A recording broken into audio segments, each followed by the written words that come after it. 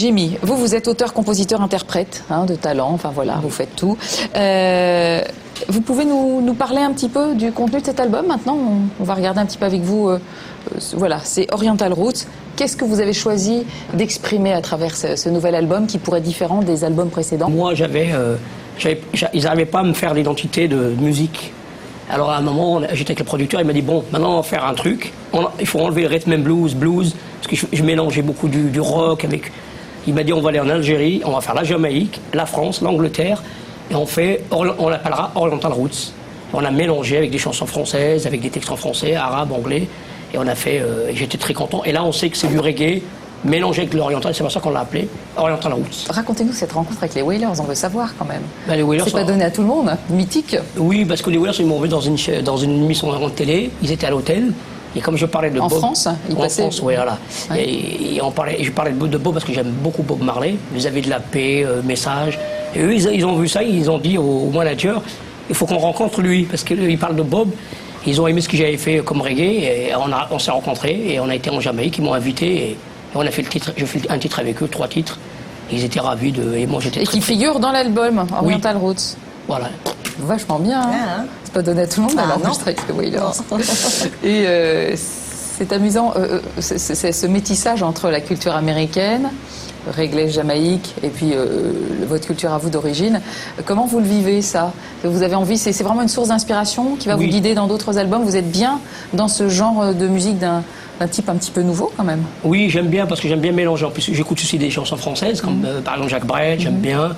D'ailleurs, ma maman, elle a connu Brel avec mon papa, Ne me quitte pas déjà. Bien sûr. Et j'adorais surtout les variétés. Et j'aime bien mélanger, c'est pour ça que je chante en français. Et alors, vous chantez en français, cette chanson-là qu'on vient d'écouter, elle existe aussi en arabe. En arabe. Je l'ai mis en 2 versions. Est-ce qu'on arrive à oublier qu'on a un problème de santé, un problème physique, un handicap, lorsqu'on est plongé dans la création? Oui. Pas uniquement au moment du spectacle, on l'a vu très clairement avec ce que nous disaient Ounissa et Bertrand et Linda, mais aussi au moment de la création. Oui, moi j'arrive, de toute façon, je prends le métro comme tout le monde, même des gens qui me rencontrent dans le bus, il y en a qui me reconnaissent, tiens, c'est pas lui, c'est lui, alors je les vois parler. Alors je vais vers eux, je dis, mais c'est lui, alors je leur serre la main, ils sont contents, parce qu'ils sont étonnés, ils croient que... Je fais non, on est pareil, je suis comme toi, voilà, on se débrouille, mais moi je l'oublie, quoi, il n'y a pas de problème. C'est pour ça que d'ailleurs je suis avec Ounissa, je la soutiens à fond, je suis toujours avec elle, quoi. Puis vous êtes une personne qui apporte beaucoup de valeur à la dimension humaine, au respect. Parlez-nous de ça, c'est très important. J'aime bien le respect. Ça a structuré votre vie, vous me disiez vraiment. Oui, parce que je trouvais qu'on manque un petit peu de respect, surtout maintenant. Et c'est pour ça d'ailleurs que je fais des chansons sur le respect, les parents, tout. Et comme je suis un ancien animateur, et je trouvais qu'il n'y avait pas beaucoup de respect vis-à-vis de la famille, vis-à-vis des gens. Par exemple, quand vous demandez quelqu'un une adresse, ils ne vous parlent même pas, ils sont tous énervés.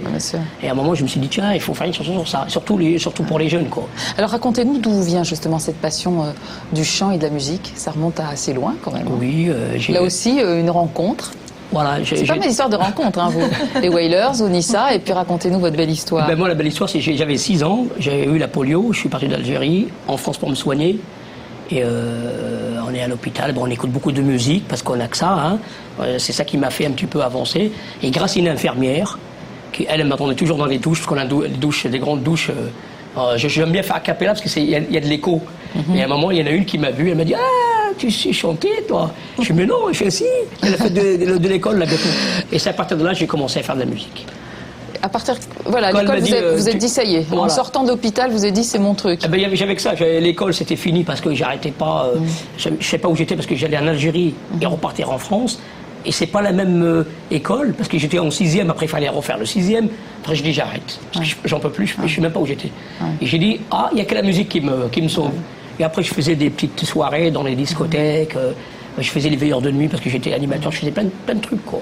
Plein de trucs. Et vous avez eu cette phrase, pour revenir sur ce que vous disiez juste avant.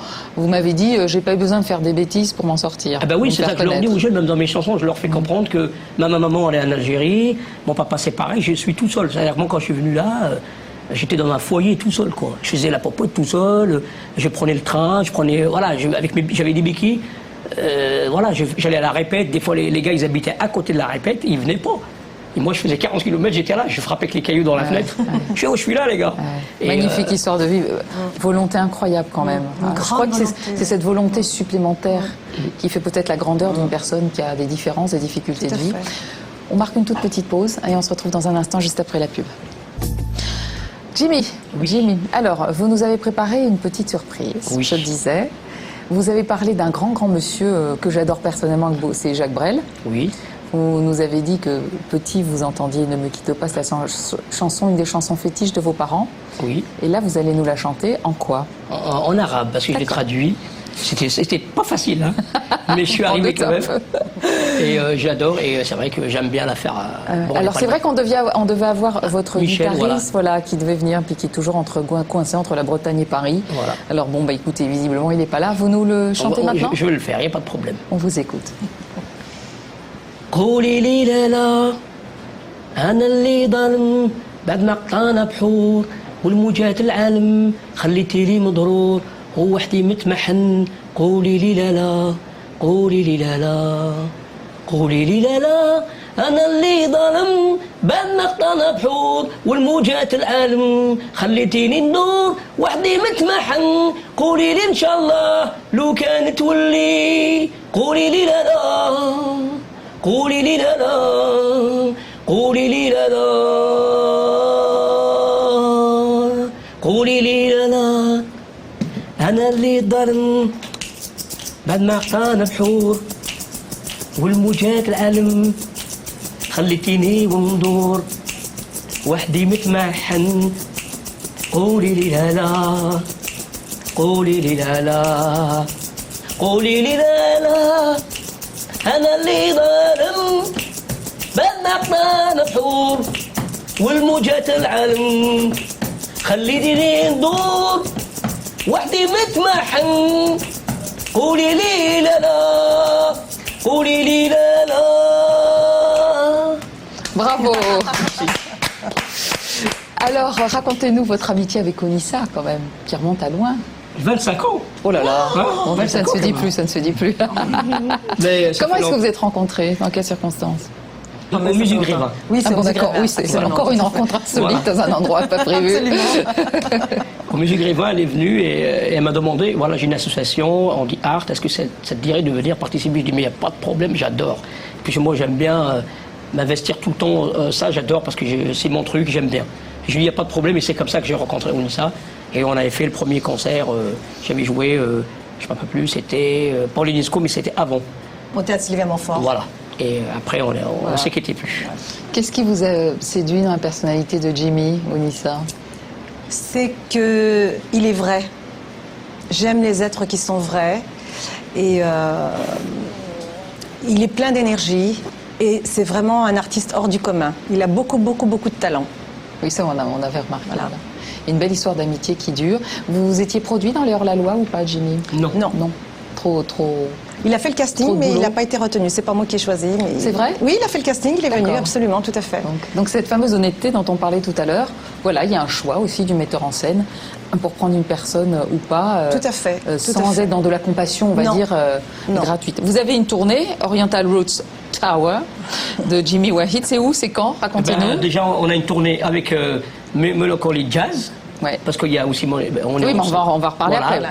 Mais déjà Oriental Roots, et puis après, bien sûr, la tournée de Mélancolie. On fait une tournée dans toute la France, et voilà. Et c'est en cours, là? Oui, on travaille dessus, oui, tout à fait.